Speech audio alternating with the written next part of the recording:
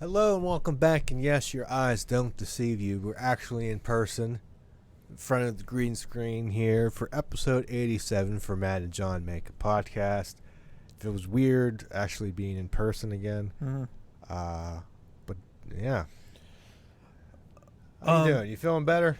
Oh yeah, absolutely. I had my first COVID shot on Tuesday. Finally am fighting off some of those side effects there. My arm is still sore, but I'm slated to have my second shot in about a few weeks here. So one step closer to being fully vaccinated here, which I'm pretty excited about here. And who's not going to have the second shot are the Pittsburgh Penguins in the playoffs. What a segue. I was trying to listen to what you were saying, and it was the only thing good to say. We got NHL Playoffs first round action. Based on that segue, I guess we'll get right into, the Penguins versus the Islanders. New York won 4-2 in the series. Another first round exit by the Penguins. Having won a series since 2018. Or I think pretty much since our last Stanley Cup, right? No, they won the first round in 18, lost to the Capitals in the second round. To the Capitals in the second round. And then got swept by the Islanders in 19. Lost against the Canadians last year. Like the 24th seed overall. And then we lost, obviously, this year. And, man, this was a frustrating series. In my opinion, we outplayed the Islanders in pretty much every facet of the game, except for probably the most important thing, which is the freaking goaltending. Which, my God, Tristan Jarry, you were freaking horrible. He wasn't as bad in games. I would say games 2, 3, and 4. He was good. Or no, games 2 and games 3, and even in like 4, he didn't really have a chance in like hell with some of those goals. But games 5 and game 6, he was dreadful. And man, that overtime goal in game 5 is going to live on as one of the most embarrassing things to happen in the Penguins' history, because he literally passed it right to Josh Bailey, I think it was, and he ends up scoring. And then Josh Bailey broke his ankles. Yeah, it's just, oh God. And what was so frustrating in Game 5, Matt, was I think we outshot them 45-17 or some stupid, insane number like that. Just a crazy amount, and didn't matter. No, and I do get the points like, well, we can't fully put everything on like Jarry because like, hey, if you have those many great chances, you need to score more than like 2 goals there. But at the same time, it's like, man, some of those goals are so bad. Like, it's like you can't even say you can't really even defend the guy, and which is pretty much what you said after game 6 last night, was like, yeah, there were some things you're like, it's not so bad, but it's actually that bad. I was going that usually people, it's like the quarterback in football that everybody, or no, I would say the coordinator or something. Yeah, everybody automatically goes to the goalie. It doesn't, maybe not necessarily taking in fact the whole situation who led up into that. Makes sense, yeah. But we had that a lot. In the early 2010s or whatever you want to call that decade, the 10s, with Fleury, and everybody was running him out of town. But how in a cruel twist, everybody's like, oh, I wish we had Fleury. Leading up to that double overtime blunder by Jari, what a lot of people are not talking about is right before that, there was a pass off the boards. Yep. And in New York zone, and went right past Malkin, and there's like a lackadaisical like attempt. Mm-hmm. It was a bad thing, a bad pass, goes all the way down. Jari gets it, and presumably what he had in mind is he wanted to just hurry the puck back up, and just like never saw. It just, saw. He had it in his mind, and nothing could have stopped him. He had Malkin. Malkin came back. He was wide open along the far boards. I forget who was on the near boards, but he had options. Malkin, he was wide open over there, and I'm like, or he could have like hit it back behind the boards, and somebody could come back. Right. It's like why are you passing right up middle ice right there, and man, just, he had all day to figure something out. Right, and now it's basically. Basically after that game, I'm like, I have no idea how that team is going to be able to come back from that. And sure enough, I was right. But then again, Game 6, they had 2 or 3 leads and squandered them all. And man, and I want to put the full blame on Jari, but man, there were just too many times where this team just managed the puck horribly, taking horrible pinches. Like it happened the whole game, and it just was just a sloppy game. But at the end of the day, though, a lot of those saves could have been made, and they need to be made. Yeah, to bail out some of the bad plays, because right, exactly. If you really look at a hockey game, regular game, any team can make those little blunders, but nobody remembers it because their saves get made. Right, and that is why teams win Stanley Cups. You need great, or you stole a game or two, at least decent goaltending. And if you do not have that, you aren't going to win a Stanley Cup. It's impossible to. It's forgivable if, let's say, Game 1, Jari had a bad game. Game 1, okay, fine, but he comes back in Game 2. Yeah, comes back. That's it. Just in a series. Which he did in the Game 2, he was sensational, but and come back and okay, Game 1 is aberration. But when it's consistently up and down, just when they're shooting at him, it just looks like he's not comfortable. The left side every single time, because as soon as they find out, oh, you can't stop this, they're going to continue to freaking shoot on that side until you prove that you can stop it. At least to me, maybe I was just looking at it and focusing on little things, but it looks like he's always scrambling. Yeah, it just looks unsure. Oh, his confidence was completely shattered. I mean, to me, it's like completely 100% psychological at this point. And if you are like Hextall and like Brian Burke, I don't know how you can possibly trust putting him as our guy going into 2021 and 2022. But the problem is, I don't know who you can realistically get to really upgrade there, because if you guys look at what the potential free agent goaltenders are, the options aren't exactly great. There's names, but my concern is the age. Yeah, exactly. I mean, there's names such as Holpe, and such, and I'm like, he's really old. I mean, a freaking pipe dream would be like John Gibson from Anaheim, but that's going to be pretty much impossible unless you try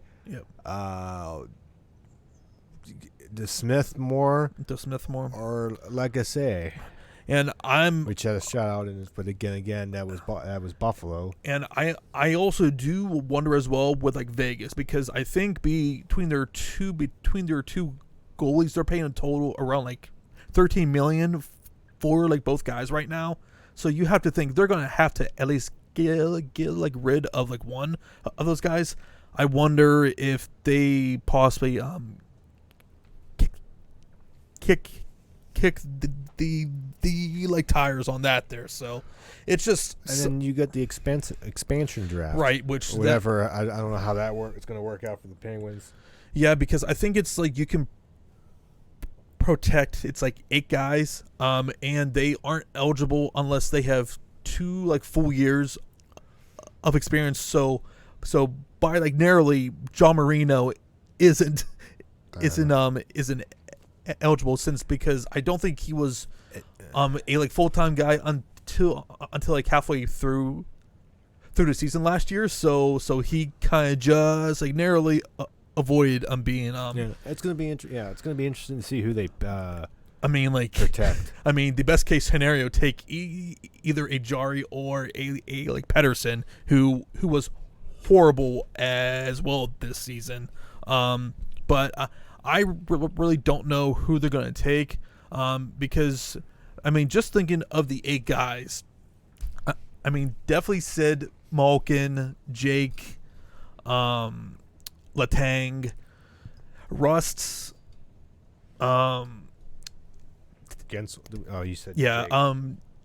Teddy Bluger. I think you absolutely need to Tanev. Because I said, isn't he? I mean, like, I would still try to keep Tanev or like Rust. So, and on top of that, Tanev has like, I think like 4 years left on his contract. I would keep Tanev. Yeah, it's just I'm not sure what you do there. I don't know how that all works. Right. So that's going to be, I think, really telling on who gets like picked from there. And then I think like we'll have a better idea on where Hextall and Brian Burke are going to go. But I will be very surprised if they're staying silent, because it just doesn't seem like Brian's style right there. Because him and Hextall have to know, like, we just can't go into the following season with the current goaltending situation. They may wait till the playoffs or down.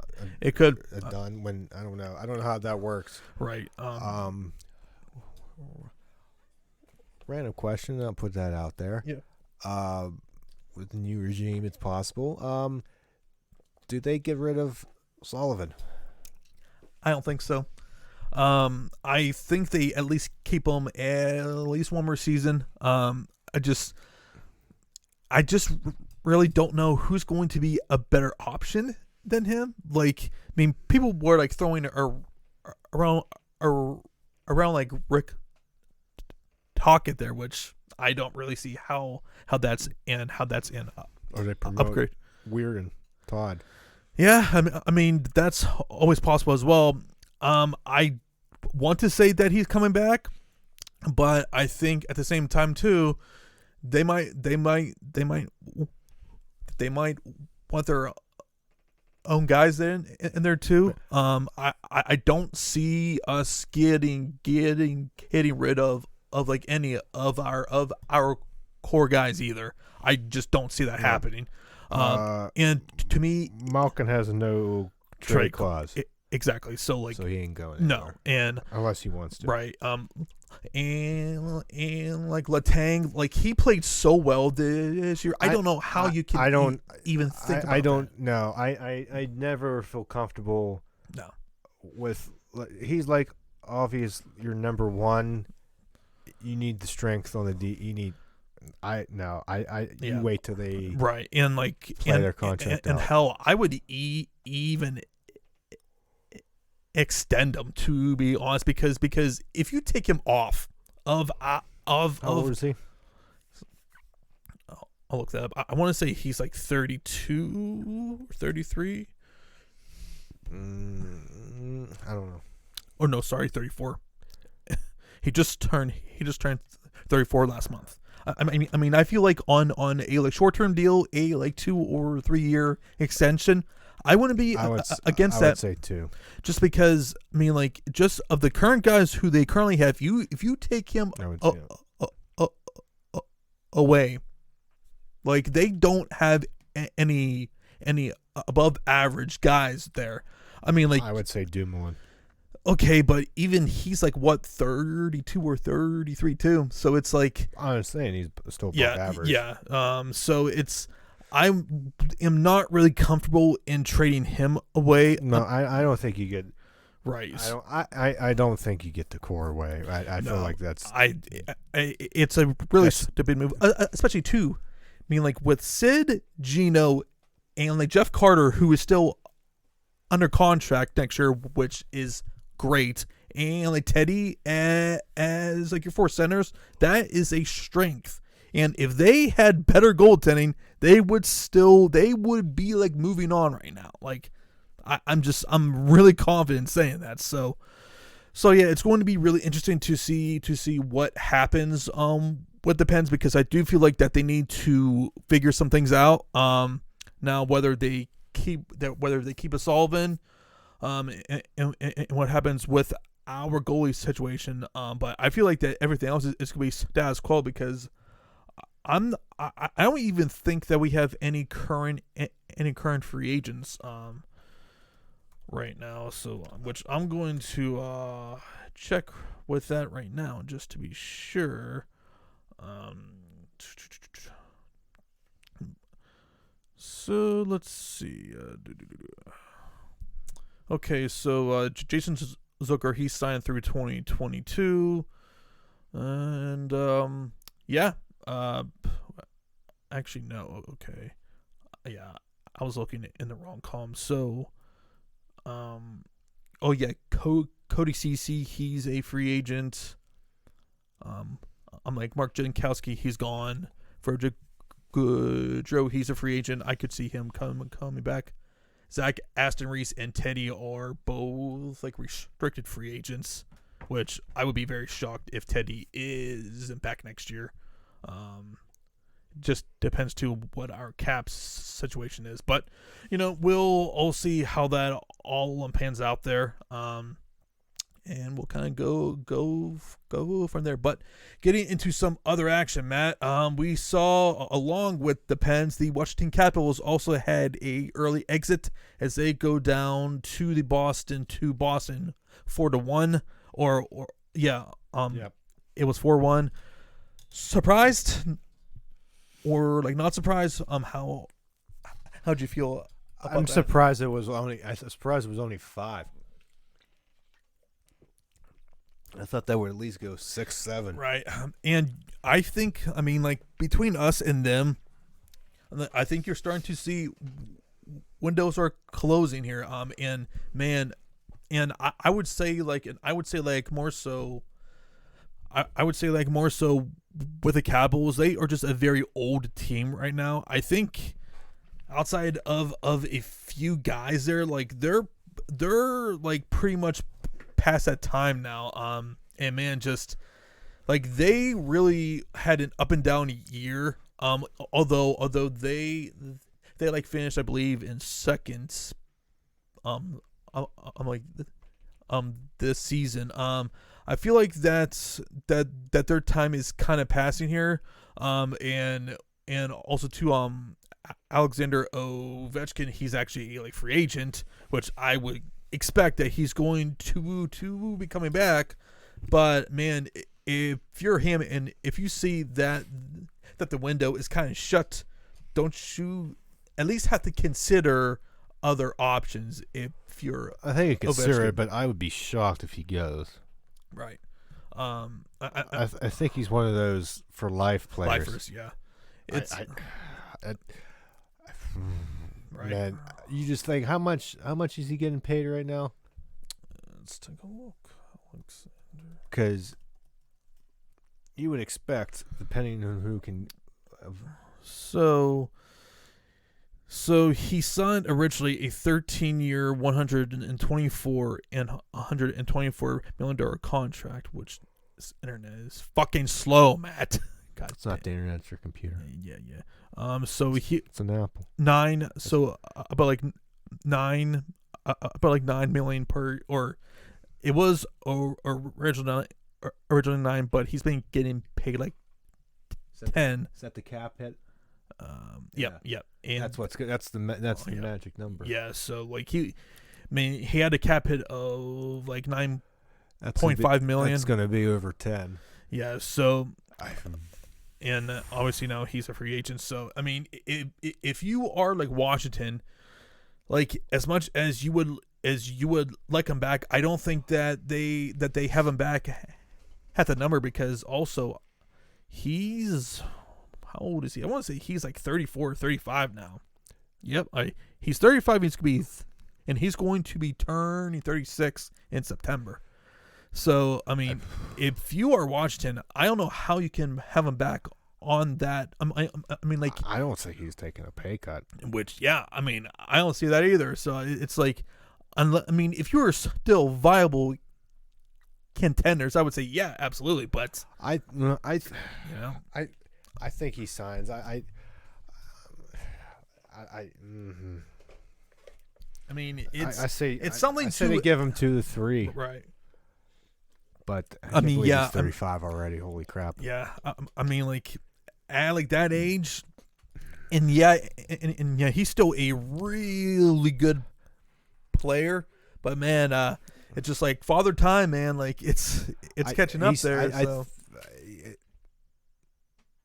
You and your big feet. Hey, man, I got long legs. Me too, but I'm not freaking kid. I guess. Stretch it out.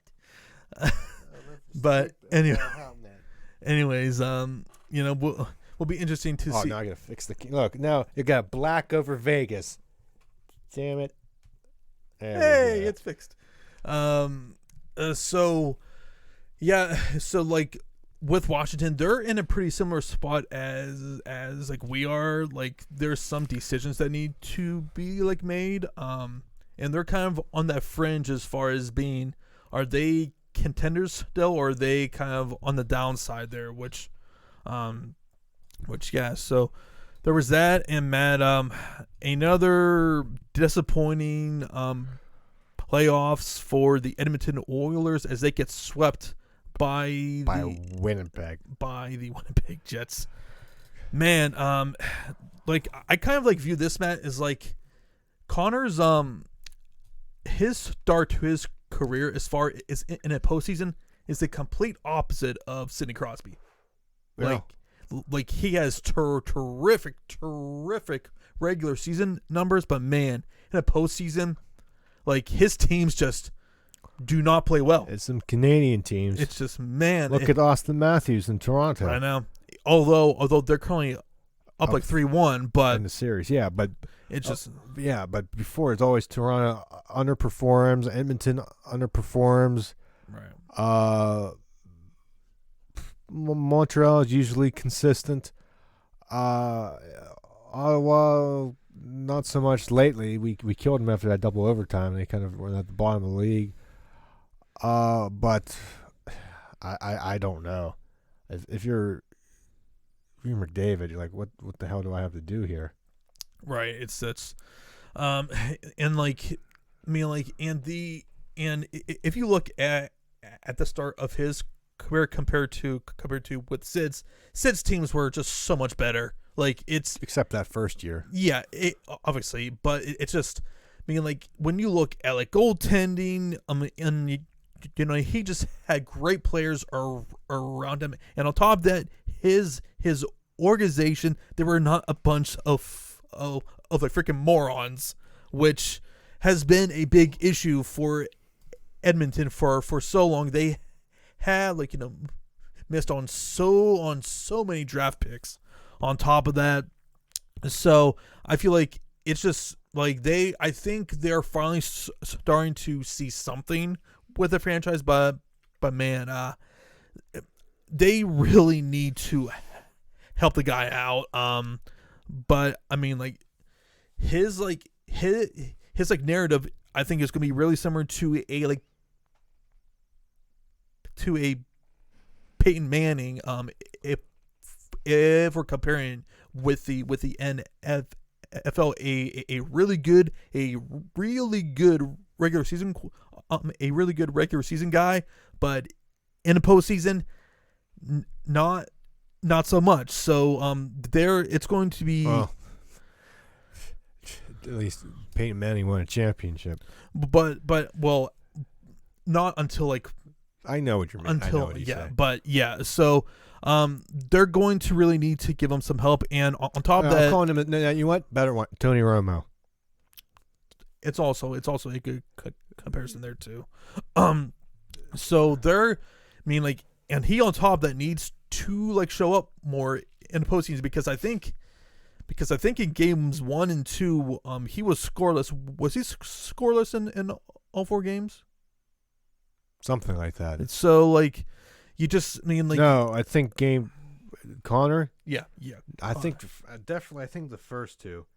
Mm-hmm. I think the last one he. First two, he for sure was. I'm not sure about games 3 and 4, but in order for Edmonton to be able to advance, he's going to need to be able to score, which as we have seen with the Pens has been hard because everyone is going to be keying in on your star players. So it's going to be something that is going to need to change if that team is going to want to advance. Some other scores here. We have Carolina is currently 3-2 over Nashville. Is like that right? 3-2 over Carolina over like Nashville 3-2. And go back to McDavid. Yeah. He played 4 games this postseason, 1 goal, 3 assists. Okay. So he at least had like 4 points there, but yeah, between like games, games he had 3 and 4. one goal in game 4, 3 assists in game 3. Okay, so in games like 3 and games 4, he was pretty good there. So the last 3 games went to overtime. Oh man. Game 4 went 3 OT. Oh yeah, that's right. Same thing with Washington and Boston. First 3 went to overtime. That could have changed it. Yeah, that could have gone either way. Vegas and the like Wild, they went to a game 7 last night, which obviously we aren't going to know who like won that game. So so that series will be over. And we saw Tampa win like 4-2 over on Florida, and we saw Colorado sweep the like Minnesota Wild. Any thoughts on those other games there, Matt? Colorado's not surprising to sweep St. Louis. Tampa Bay is not surprised they won. What was the other game? Was that the other 2? What was the other one? So Colorado over like Minnesota. And I said that. I said Colorado, Tampa Bay. I'm like Vegas. Vegas. They're playing Game 7 tomorrow as of this recording. Yesterday, as you're watching this. Right. And Carolina is 3-2 over Nashville right now. Yeah, not surprised by Carolina. They've been playing good. Mm-hmm. Vegas, kind of shocked it. Kind of went 7, but I'm gonna assume. Like Vegas wins. Vegas wins it at home there. Mm-hmm. So but yeah, we could be right. We could be wrong. If Vegas like moves on, they will face Colorado. Holy shit, that's gonna be a fun series. I'm hoping, praying that like Vegas wins because that's gonna be a great series. And then. And the Islanders versus Boston. This is all wrong. By the way, this Vegas is not on our same side of the bracket. I don't know why it's like this, but okay. But you got New York and Boston, and I would presume Toronto and like Winnipeg there? I would presume that Tampa Bay, Florida, Carolina, Nashville, Florida, and Tampa Bay are on our side. So like switch these. Okay, so I don't know why it's like that. So you would have a potential Islander or Boston versus Tampa Bay, Carolina. I would say it's I would say it'd be Tampa Bay and Boston. I don't know. I'm going with Boston. like, why did you say that? It'll Boston accent. Okay. Boston. Okay, so basically, this bottom. I think Flippy's bottom too. I don't know why it's like this. Okay, okay, that's weird, but yeah, because Vegas is not on our side. Not on the west. They're not on the east. Okay. I don't know why this is like that. But all right, it should be some pretty good series. But that Vegas. Like I'm gonna assume this is right. So, I mean, Colorado versus Vegas. Let me find. I mean that has to be the most that has to be one of their best second round. I'm gonna make sure that's right. I mean, because if that's true, has to be. Yeah, it has to be. Yeah. But that's a hell of a. Yeah. Let me see here. Yeah. Ooh. And then. Damn it, Vegas win. No, I want Colorado. I don't want the. No. Over like Minnesota. Oh, that. Yes. Yeah. Over that, there's. And then you would either get Winnipeg in the winter of Toronto and Montreal, which we think should be Toronto, but like one would think. But who knows with them? That would be not bad of a series of no. And then Tampa Bay and presumably Carolina. No, Carolina won. Or no, sorry, I'm 3-2. 3-2. Yeah. Numbers.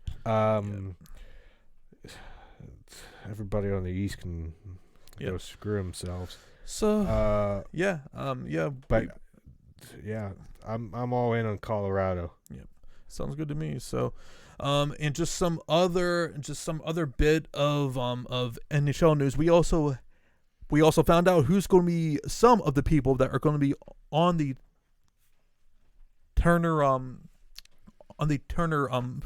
team when the NHL moves over there.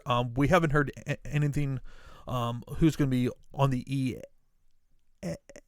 ESPN team yet, but currently we have Wayne Gretzky, which was a pretty big huge news right there, which that kind of shocked me to be perfectly honest there. Kenny Albert, Eddie Olczyk, and I believe also that like Keith Jones, he's also going over there. So pretty much a lot of the guys who are over on NBC are going to be going over there. Again, for ESPN, they haven't said anyone yet. I would assume Steve Levy. Yeah, I mean, like, is there? I think he's got to be the guy because outside of like football, he doesn't really do anything else. I think he does like some college games, but like pretty much after he does after January, not exactly doing too much or so. I mean, I think, and we talked about this from an earlier podcast. Like, they have so many guys who can really help out. Obviously, like Melrose, he's over there, but I would think that they would get at least 2 or like 3 more guys, right? Bucci Gross, Bucci Gross, whatever. He's probably studio analyst or host. One would assume Linda Cohn. Linda Cohn. I wonder, they're probably going to go after former player or so or two. What about Pierre Maguire? Well, he does have TSN in Canada relations, so that's like the ESPN over Sisters. sister. Yeah, the I would probably assume Pierre's is going Yeah. either in between glass or in the weekly or daily whatever show. I would think so too. They can get another studio. I'm thinking studio that Renee Young, damn it. Renee Young. I was saying that Pierre LeBron. Mm-hmm. He's TSN. I would assume if not in person via satellite. Right. There's a crop out there. Right, and I think to me with how big that the ESPN deal is, they can't just have solely Melrose and like Levy. Like they need to have a good team over there and actual people covering hockey, which quite frankly hasn't happened in quite some time. Like they need to get actual insiders. 304. Right. Exactly. Get actual insiders who are contractually with ESPN for how much you are paying the NHL there. Like they really cover the game. That's all I ask. So yeah, more to come on that. And man, that's going to be coming up pretty soon here because after this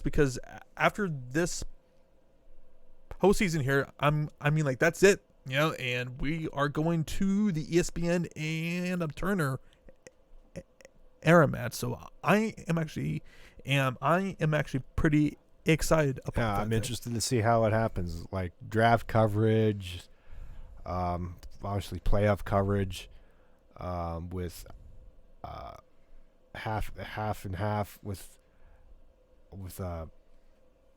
all that, with TNT and ESPN getting like every other Stanley Cup finals. So it's gonna be interesting. Hopefully it's good. Hopefully they get more exposure and the popularity goes up a little bit more. Right. Always a good thing. All right. So you wanted to talk a little bit about some corporate news here. Corporate, yes. So 2 bits of information. The one obviously is behind us. We had Amazon bought MGM, the movie studio. Let me find where is the frickin' article? I think I saw that they bought them for $8.5. Hang on, I'll find it. $1 billion or something I had like to that. switch. There we go. Nearly $9 billion. $8.45 billion dollars. This is the IGN article from the 26th. So on Wednesday, what it would announce. Noted that the announcement will, quote, preserve MGM's heritage and catalog of films. Apple was supposedly passed on getting MGM for around $6 billion last year. So Amazon paid $8.45. And big thing of note, MGM is the studio with the Bond franchises, James Bond. Right. But Eon Productions has control over how Bond movies are distributed, so it doesn't look like you expect Bond movies to premiere on Amazon Prime in the near future. Mm-hmm. But the big advantage, it says here, of MGM is Epic's channel and obviously the catalog of films, because MGM, it's great. So Epic's, for those who don't know, again, it's a channel you can get on cable. It's available to 85 million cable customers in the country. Let's see here. So the big thing here is Epix has it says here, a pay one deal with companies like Paramount, and what that means, it means Epix gets exclusive rights to a Paramount movie after it hits theaters. So part of that deal apparently changed. Epix and Viacom CBS signed a deal in February to allow some Paramount films to hit Paramount Plus for a period of time before going to Epix. So that also means Amazon will get access to films, as it says here, as A Quiet Place 2 and Mission Impossible 7. Mm-hmm. So basically, MGM's library, it says here, includes, quote, 4,000 films, 17,000 hours of television, including titles like Silence of the Lambs and Rocky.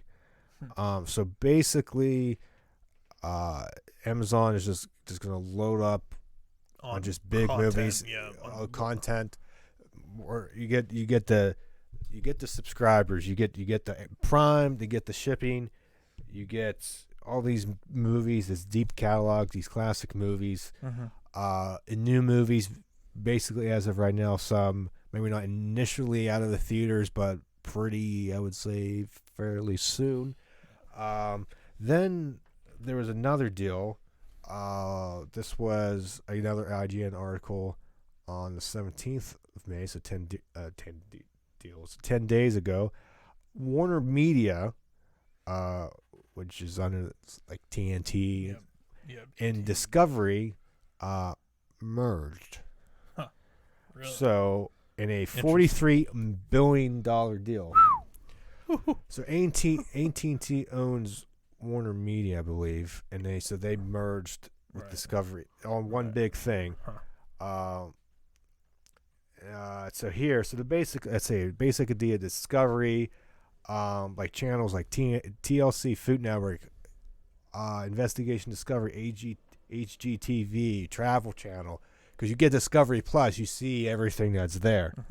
And then Warner Media owns IPs of, they own DC, Harry Potter, Game of Thrones, CNN, TNT, TBS. So if you combine that, so that's that's under one umbrella now. I think they also have HBO too, right? Yeah, HBO. Yeah, in which, and when this was announced, the main thing I first thought of was WWE and NBC and how just like streaming platforms are just acquiring everything. I mean, when that was announced for 8.45 billion or like whatever that it was, I was like, man, if WWE were to actually sell, how close to that do you think that they could get? Like 4, 5?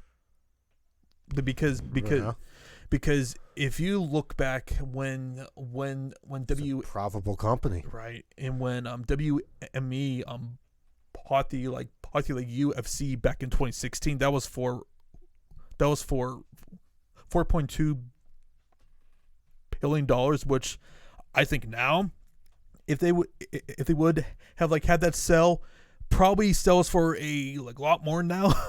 Just because I feel like what these companies want is tons of like content, and whether it's good or whether it's like bad, that is what these streaming platforms want, such as HBO, Amazon, NBC, or Peacock there. So yeah, you just like wonder how many more huge deals like this are going to happen just because what's not owned yet, right? Exactly. So like we're just seeing more more mergers like this, or a big company such as Amazon buying MGM.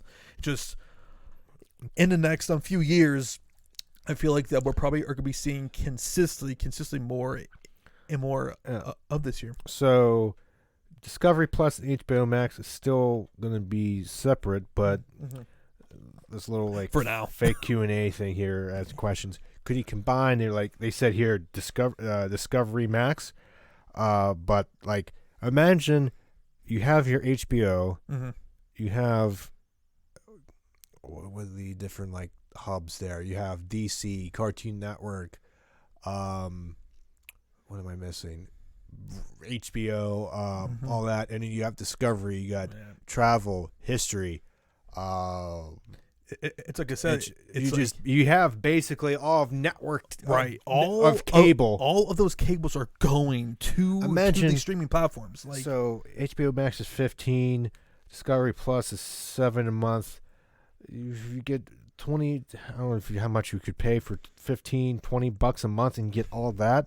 I mean, exactly, and also too, Matt, a ton of these companies they do like live content on top of that. So it's well, does HBO Max do live? I don't think they do live. Or Paramount, you can watch Paramount, local CBS shows. Obviously, NBC, ESPN. ESPN.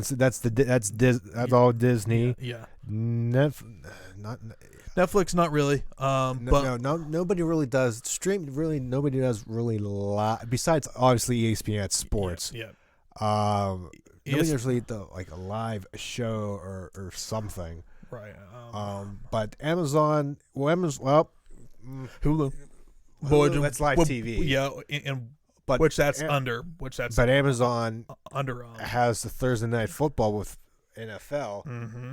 So which that's coming soon. So HBO Max is still doing a cheaper ad-supported version. Yeah. So it's not, you don't have to pay $15, but you get to watch ads. I mean, it is what it is there.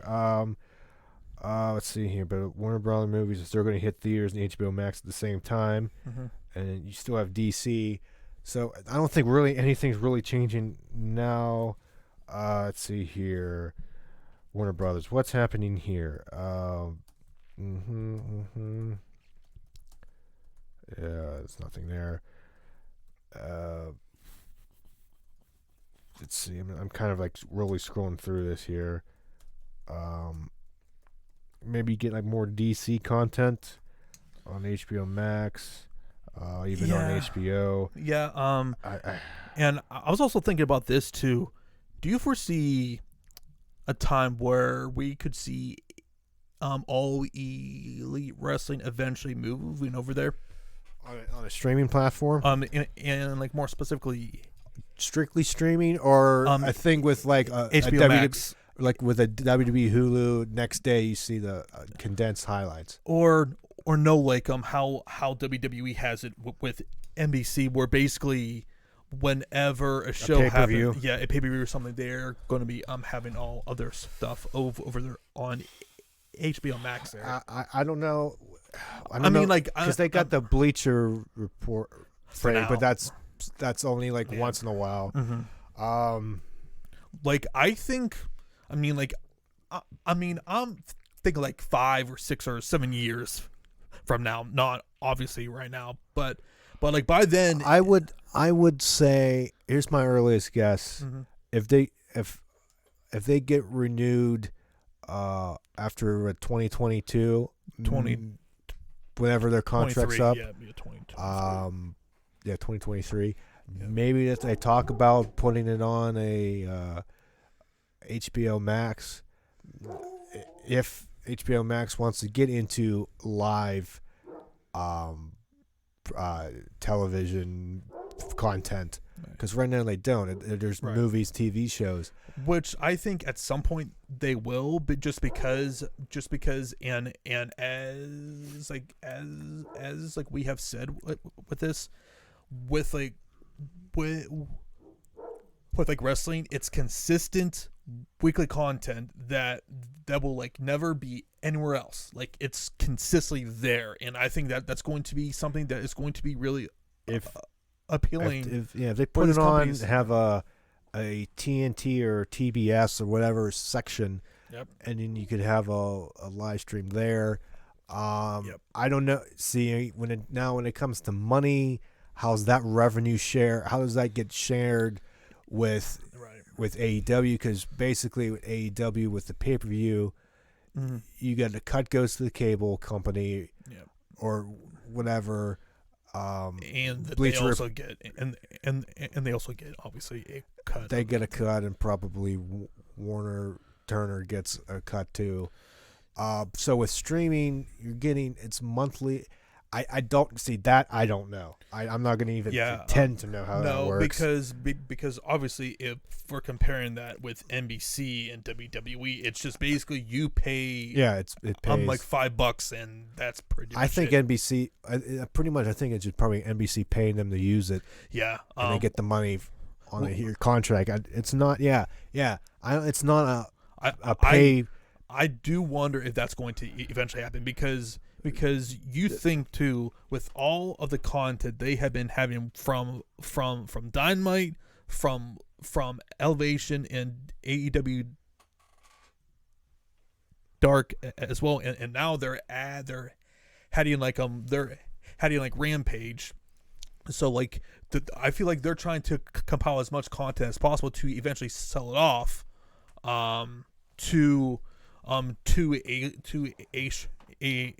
a streaming company, which I mean as we have seen, there's a lot of like money in that there. The traditional pay-per-view business is pretty much dead. Yep. Obviously the exception is AEW and to an extent UFC, because you still have to subscribe to stream ESPN and then but pay it's not typical pay-per-view. No. It's just but in a way but in a way you still got to pay a pay-per-view price. Right, WWE you pay $9.99 or whatever of Peacock, you got it, you watch it. Yep. It's included. Yep. So I feel like that's more of the way. I feel like give it several years, I feel like AEW is going to get on that train of streaming. I think so too. Because that's everything is going the way of the stream. Well, into it's just for how often that Turner has been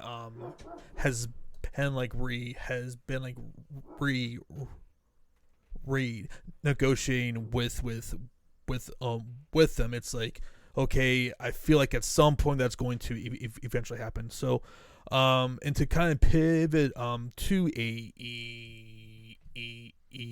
AEW here, Matt, we have a pay-per-view this Sunday, Double or Nothing. So yeah, from what I'm seeing here, we got 1, 2, 3, 4, 5, 6, 7, 8 matches, or no, sorry, like 9 matches on the freaking main card, plus a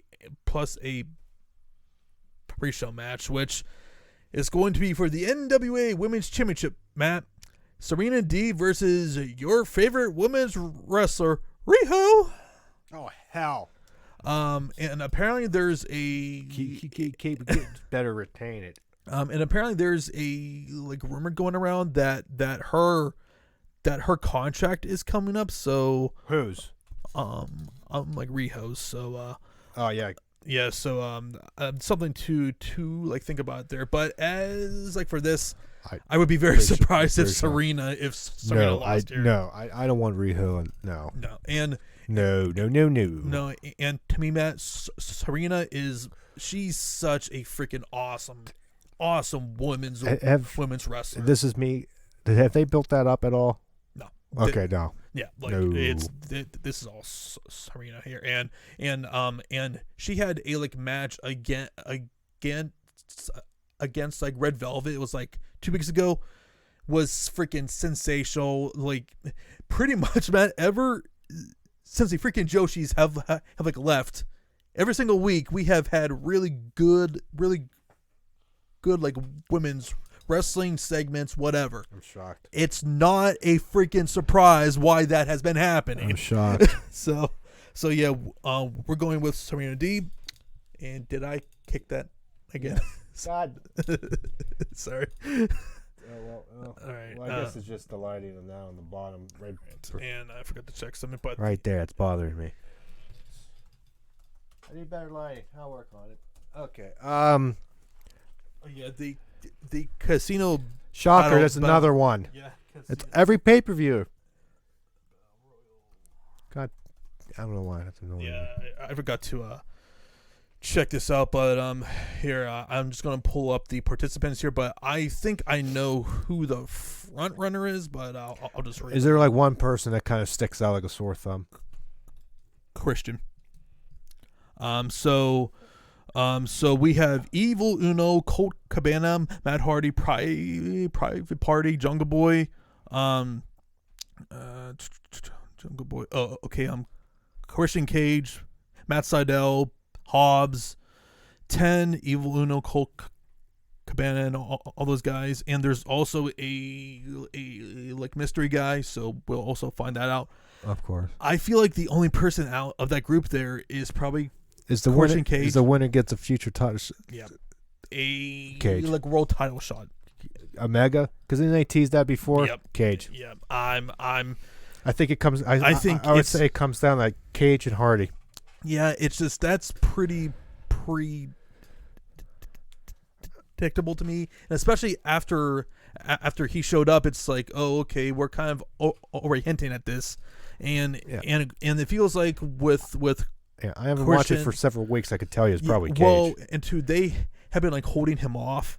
Too, I think honestly they are like just like waiting for whatever reason why they just didn't do Christian versus Kenny for this show. I don't know, but those are the participants there, and like yeah, Matt and I are going with Christian Cage. Yep. Mm-hmm. All right, Cody Rhodes versus Anthony Ogogo. This is probably the like match I am like least excited about. Now Anthony, he is a really good talker, has a great look and a lot of charisma, but his in-ring work and his eye injury, like Matt, you probably don't even like know about this, but he's 70% blind in his like left eye, which is why he had to quit his That's not good.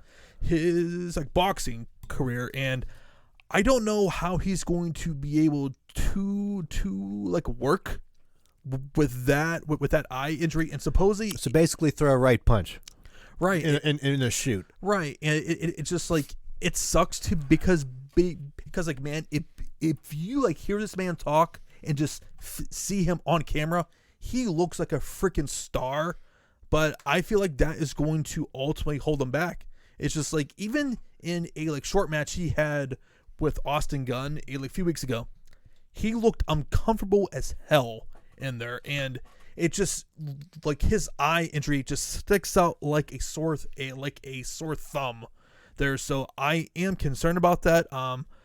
Now as far as the match itself, I think I'm going to lean with Cody here. I just don't see any reason why they would put over Anthony here. I mean, like, yeah, I get where they're going with the whole America versus the person who hates America, which I'm not exactly crazy about, but I'm going with Cody. I'm going to go with, I haven't seen the build, but I'm going to assume Cody. You ain't going to, because what is he built himself as the new American Dream or something? Yeah. I don't think you're going to lose. No. I wouldn't. Oh, and like news you should be happy about on this show, he will no longer be like using his Snoop Dogg entrance. Oh.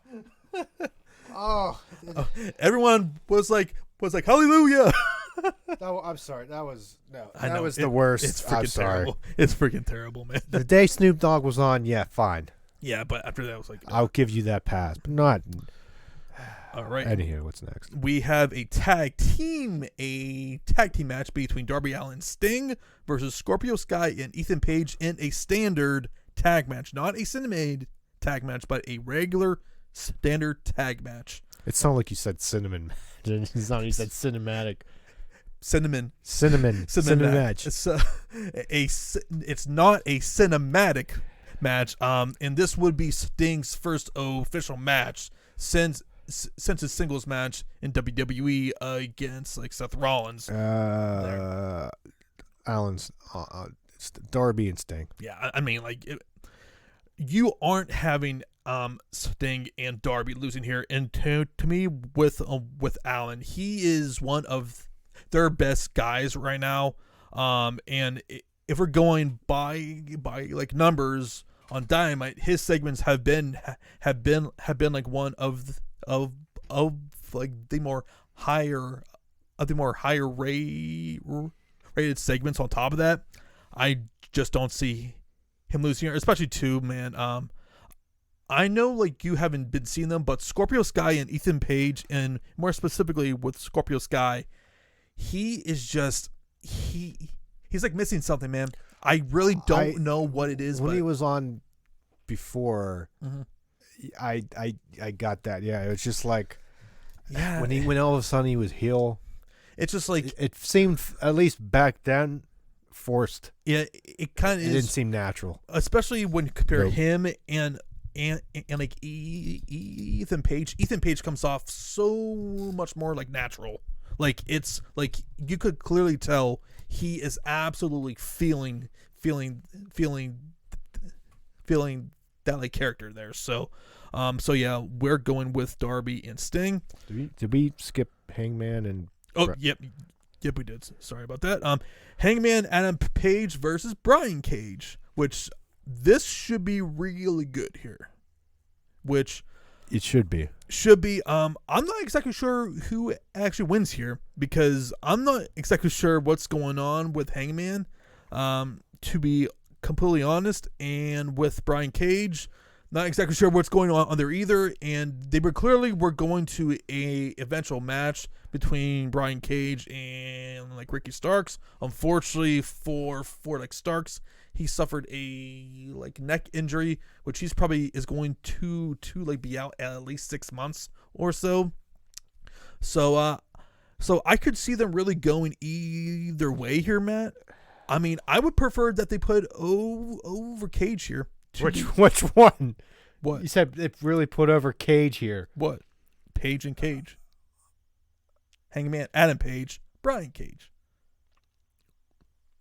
Pay attention, damn it. Can we hit rewind? I don't know what the hell I was thinking. Obviously. I Hangman Adam Page. I for some reason I completely understand, though. It's like Page and Cage. I feel like they have the same last name. They don't. No. Oh my God. Page, Cage. Page. Okay. I wanted to go Cage. Yeah. That's where I was going. I am like hoping for Cage. Yeah. God damn it. You are. I indirectly messed you up. My stupidity screwed you up. I'm pulling for Brian Cage, but I think they're gonna go with Hangman Adam Page to win this year. All right. AEW Tag Team Championships. Matt and Nick Jackson of the Young Bucks versus Jon Moxley and Eddie Kingston. Now, I've been saying this every single week. The only parts of this company that I hate every single week is anything involving Kenny, Matt, and Nick Jackson. Everything else I don't really have any issues with. It's just the characters of these guys are just so awkward and cringe for me. It's just really not really into it here. But as far as who wins here, I think we're gonna be seeing new tag team champions here. I think we're gonna have Moxley and Eddie winning here, but I can also very well see the champions retaining here. How do you see this go in here, Matt?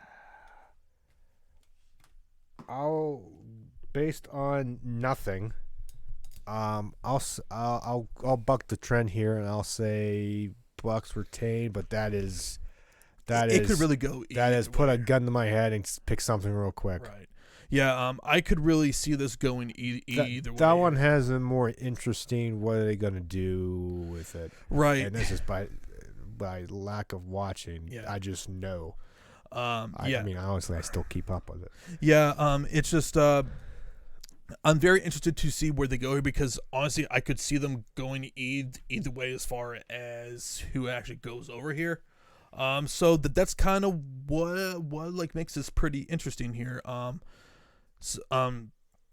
And I'm hoping that we get a different style of a like match here with the Bucks because obviously Kenny and Eddie aren't gonna be doing any like high flying shit.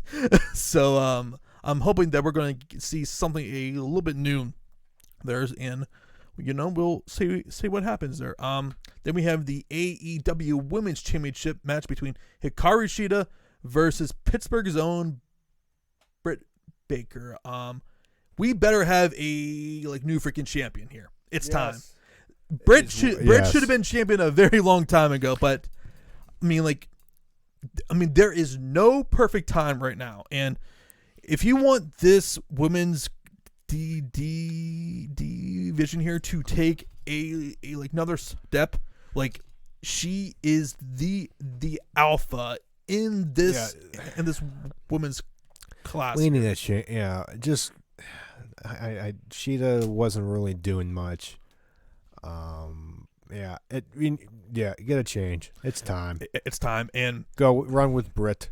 Well, and on top of it, you have so many baby faces for her to like face. Where we need a good heel champion, right? And like whereas you look in Sheeta, they don't really have any current heels for her to exactly work with after this, and they have been building up her for so long now. It's like, how much longer are we going to freaking wait here? But I do think that they're not going to be stupid about this. And as like she said, Pittsburgh needs a like champion, damn it. So Tell me, Britt Baker, you're our only hope. Yeah, and as you can see from the tweet right there, I saw that yes. Pittsburgh's only hope. Yeah. And sadly, she isn't too like wrong about that. So, all right, the TNT Championship, Miro versus Lance Archer, which, as much as I love both guys, I hate this match. Too soon. They booked themselves into a corner here. Yeah, they really booked themselves into a corner here. Too soon for Miro to lose. Yeah, Miro. And like I don't want Lance to lose another championship match. Which I'm expecting shenanigans here. You can't have Archer lose clean, and you can't have there has to be a reason for like him Miro to lose here. So yeah, whether it's like Jake turning on like Archer or something, like they need to not have him lose clean. As long as like that happens, I'll be something believable. Right. The AEW Championship, a triple threat between Kenny versus Pac versus your boy, freshly squeezed Orange Cassidy. I will be very shocked if we have a title change here. This just feels like something. I don't know what you're talking about. Orange Cassidy all the way. Isn't it obvious? No. Yeah, but all seriousness, I shocked I would be. Yeah. I'm expecting a like really good match here. It will be a lot of fun, but no way in hell Kenny is dropping for the Omega Pac parts. Right. God damn it. I kicked it again. You know what? Luckily, it's a black background. You really can't tell. Okay. All right. But you could probably... I don't know. It's fine. All right. So... just shift it over. Yeah. Kenny, I feel he'll be champion walking out. And then we have the Stadium Stampede 2 with the stipulation, if the Inner Circle loses, they must break up forever. We discussed this last time. This shouldn't be the second match. No, it really made Blood and Guts really pointless, which I was not too happy about. At the same time, at least they added a stipulation onto this. It's like, okay, they at least have a like reason here. I'll give you that point, but to be the Blood and Guts should be an end to a feud. It's going to be more physical, presumably more physical and more... Which I don't know how that could be possible. I mean, it looks more devastating in the what I'm trying to say, the imagery of the blood and all, obviously, and then as bad as it was, but the fall down as a final, if it was shot better, but the final shot of the inner circle lose, it was assuming the inner circle lose. They like have to. To me, I don't think you can do anything more with that group. And if you look at guys like Santana and Ortiz, they need to be going after championships. And Sammy, to me, should be going into singles now. And I think with like Chris, his band is like touring now, so I think he's gonna be taking some time off too. I'm still so. The only thing that topped that is if somebody falls from like the roof of the stadium, and dies. Yeah. And falls onto a car and the car explodes. Yeah, I do think we're going to be seeing something insane because apparently with this, some of it is like taped. Tim Tebow joins the Pinnacle. Tim Tebow joins the Pinnacle. Hilarious. You know what? If that happens, I'll freaking mark out. If that happens, you know what? Even though it'd be terrible, I would not hate it. No. So. I'd be like, because I called it. But no, he won't do that. Yeah. I fully expect to see the inner circle lose, and we'll see the Pinnacle as the like top on faction in a company then, and then I think we're going to slowly see them going after every single championship imaginable. Yes. Because to me, by the end of this year, MJF is going to be a like world champion. I would be very shocked if he isn't. And I could see Wardlow being a singles champion, a like North American champion, or if the like rumored trios titles are coming, I could see them possibly being involved there as well. So I definitely think they're gonna be having some like titles around their waists better here soon. So yeah, it's at least on paper it like looks like a pretty fun show. Execution. This company needs to execute these freaking finishes better than they have on these pay-per-views. I just hope it does. It's gonna. The only thing, just looking at that lineup, it's gonna be the only. Another thing is the length. Yeah. Sometimes it just drags. By the time I get to 9 matches, end, I just. Well, something else that would help also is like not making every single match 15 or 20 minutes long. Like how Hangman and like Brian Cage should not go 15 or 20 minutes. That shit doesn't need to happen. Cody and Anthony Ogogo should not go 15 or 20 minutes. Some examples, hell, even Darby and Sting.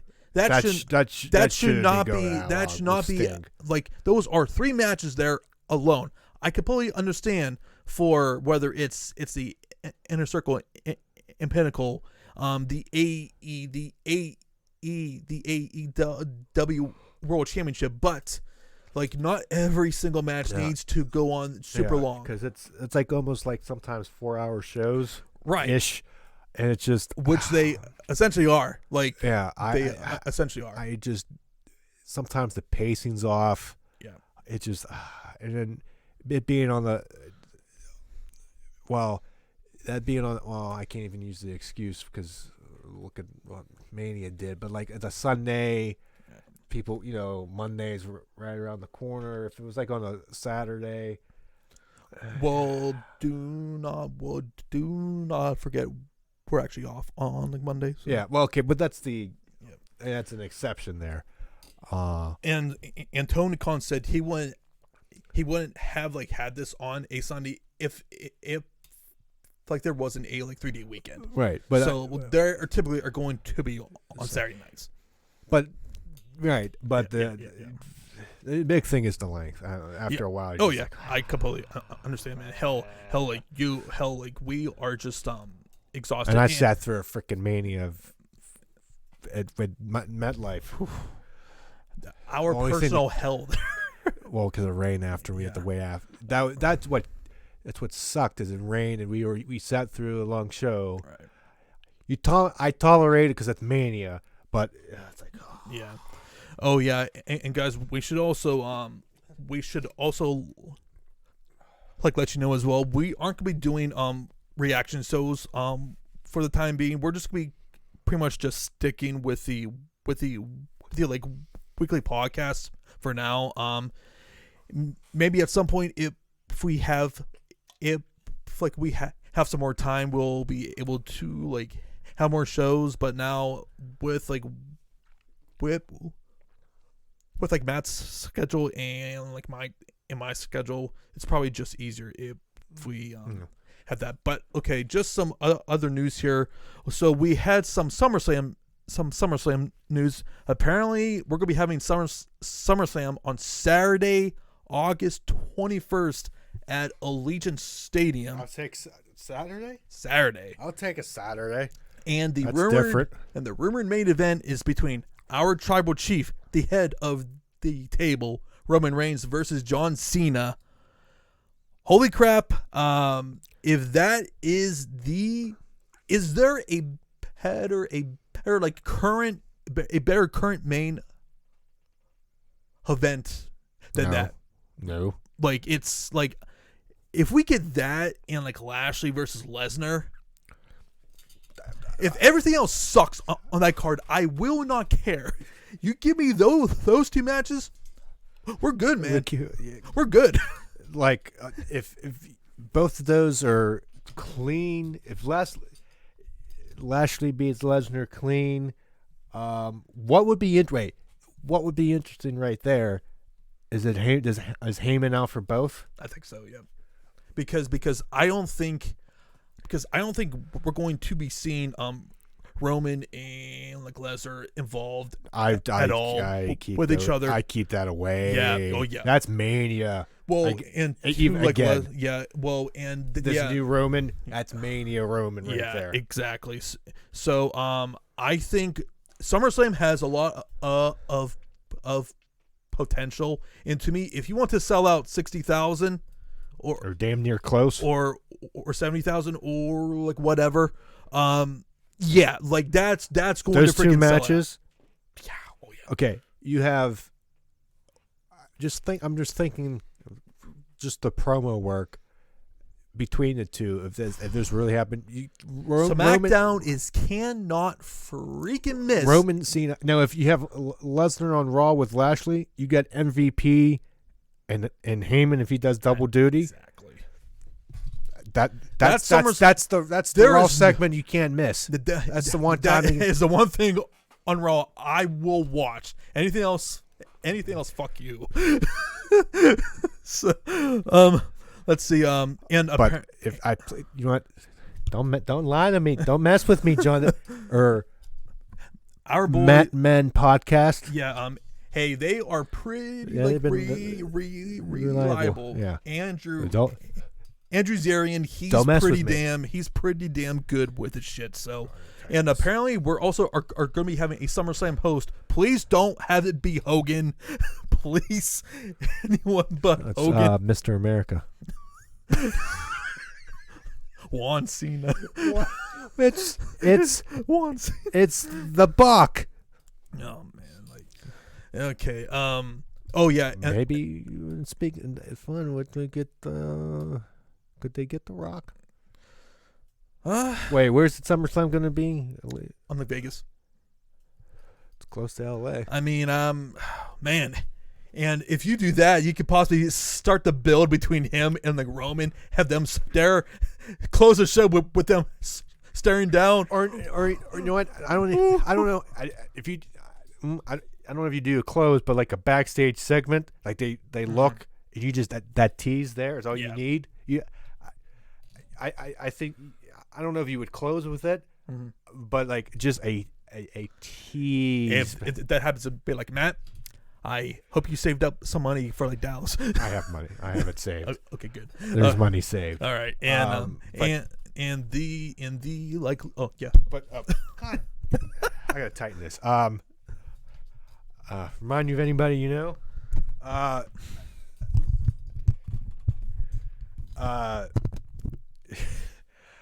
But okay, but if you had those 3 moments in SummerSlam, hopefully it's not like Jesus. 50 hours long.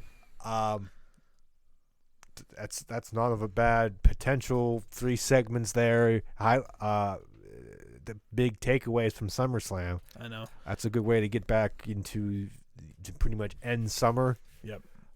Yeah. And also we also got confirmation from Hendrizarian as well. All Out is going to be happening in like Chicago. Not exactly a surprise there. All 3 of the All Out shows, or like 2, except for last year because of COVID had been happening. But it would have been. Yeah, I'm shocked. And like Chicago, it's pretty much between them and Double or like Nothing, and like Vegas are typically are where those 2 shows are going to be happening at. Except for this year, obviously because of like COVID and. Is that date SummerSlam, or is that Double no, All In? Or no, so like this is like SummerSlam. Okay, SummerSlam. You did say that. Yeah, Okay. yeah, SummerSlam. Never mind. They haven't put down a date yet for All Out. I think the camera moved again. Yeah, my leg. You lanky feet. WWE said they're going to Cleveland. They're expanding. They announced Cleveland. Kansas City. Kansas City. I think it was St. Louis. No. Maybe. But for their like first live event in front of fans, it's going to be on SmackDown July 16th. They're in like Houston. It's just funny. It's SmackDown gets the first show. Well, it's currently their A show right now. It's currently the best consistent show, and I believe that is the like same weekend as Money in the Bank. Yeah, Money. And Toyota Center in Houston. Mm-hmm. And is like Money in the Bank also in like Houston?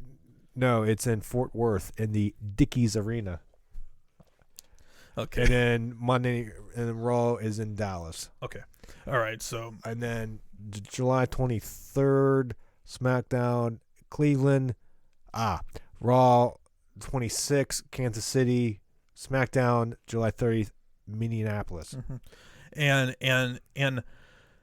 And we're hoping soon that with Pennsylvania is opening up more, that some of these companies are going to be coming over to our neck of the woods. And I was talking with like Matt about this earlier tonight, that I believe it's by June 28th that PA is going to be lifting up their mask mandate, and they're going to be completely opening up by them. So I'm hoping by the fall, Matt, that we'll have some live wrestling, whether it is SmackDown. I say SmackDown because there's no way in hell I'm going to a freaking Raw. You will probably go. I'm not going. You know what? It depends. I'm not going. It honestly do. I would go just because, yay, sports wrestling's back, and just to be back and buy the cheap seats. But unless our tribal chief is there, I'm not going. I might not like it. And just some other, there was one other piece of like news that we forgot to talk about last week, and we had more news about that, was the release of Velveteen Dream. Can't say I was too surprised about that, Matt. And like Velveteen Dream, he finally came out and just addressed all of his allegations and everything, with the people he was talking with online. My question is, why didn't he say something sooner? And apparently from his side of the story was he wanted to stay true to his character and not say anything. Which, why? Like, he had to have known. It's if I don't say anything, my career is over. Which it probably still is. But it's like, why would you not do? If you were that, if you felt was he in the investigation that he shouldn't say anything to self-incriminate himself? I can't recall if that was part of his statement, but pretty much WWE did a like internal. Maybe he was told not to say anything. Right. I'm going to say he was told not to say anything, because usually in those situations when somebody's being investigated, you shouldn't say anything to self-incriminate yourself. And now maybe since he's released and the stuff is not done and he's not under WWE telling him if that was the case, I just want to say, guys, like have you seen what my perception is now? Like, if you guys cut me, I'm fucking screwed. And you screwed him. Yeah, they weren't used them anyways, I think. Yeah, it's like, okay, you take me off of TV, and if you just cut me, he was screwed no matter what, because nobody was going to book me. You know, well, nobody was going to cheer him anyways. No, everybody, which I was confused because nothing was. I don't know. There's the whole thing, because nothing was proved. No. And if everything that he said in his statement was completely true, I mean, he looks pretty innocent, but it's just his side of the story too. But I think it's also interesting. We haven't really heard anything else about this at the same time. You know, it kind of fell away. It really did. It's just like until he got released, right? And I mean, and again, if everything he said is completely true, I don't know what to believe. But I could give him the benefit of the doubt, but I think though, Matt, regardless, people's minds aren't going to freaking change. No, like their opinions are set, and to me, him not coming out sooner to defend himself is going to prove to really hurt him. I don't know. I don't know what to believe of what's going to happen. Right. I know people say he was a pain to work with backstage. Mm-hmm. Maybe not the nicest guy. Yeah. Between him and like Drake Wirtz, man, like that story there, which I think we talked about last week. Did we? I don't remember. Okay, but like his whole thing, especially if, like you heard Sean Ross Sapp's report, how he barged out of a like meeting with Triple H, how he was getting onto a school board Zoom meeting wearing in an NXT polo and like complain about COVID and like masks and everything. I'm like, are you trying to get fired? And apparently he tried to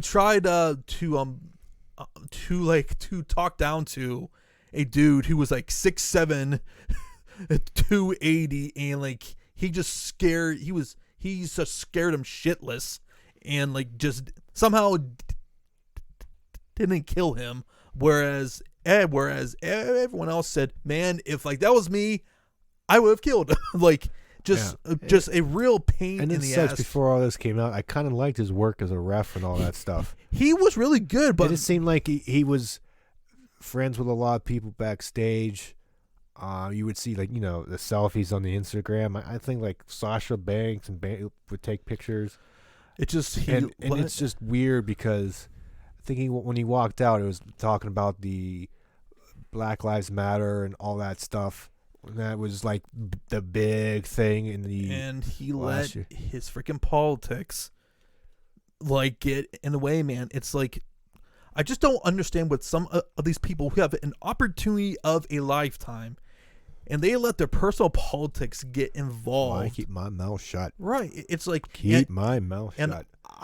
I get it, and I get it. Some of you people have your what you believe in. That's fine, but if someone cuts you for saying things that are extremely controversial, especially for a huge company like the WWE, and especially when every single wrestler, by everything being said, they did not want to work with you, and especially when he was anti-vax and anti-mask. It's like, well, if you are a like guy or girl back there, it's like, don't have them in my match. I think probably on the stuff he said, there's one thing to believe that stuff is just how you go through expressing it. Like, there's stuff I don't agree with, just different stuff. I'm not. This is not vax and whatnot, but like, check your it's ego just like, at the door. Yeah, it's like disagree. Like some of the stuff, he was like believing in some quack stuff here, but conspiracy theorists. Yeah, but shit. I think he just went. Here's the line. Let me go here. Here's the line. Boom. Yeah, and to me, when you're like barging out of like meetings with Triple H, it's like, dude, you're just asking Did it happen twice or what? Was it once or twice? I want to say it was only once, but hell, it could. I might have read it twice. I don't know. I mean, like, you could very well be correct there, Matt. But I mean, it's just another example of like you can't let your personal. I mean, like, unless it's so bad that you can't work with that. Fine, but man, I don't know who's gonna